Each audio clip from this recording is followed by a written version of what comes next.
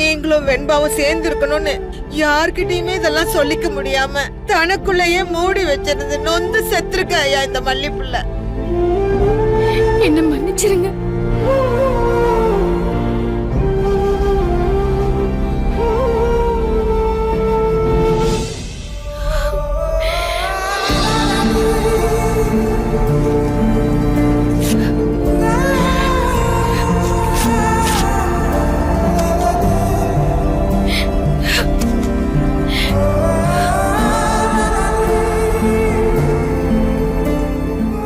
என்ன சொன்னாலும் சரி, என் வாழ்க்கையில நீங்க தான் என் புருஷன்னு நான் முடிவு பண்ணிட்டேன்.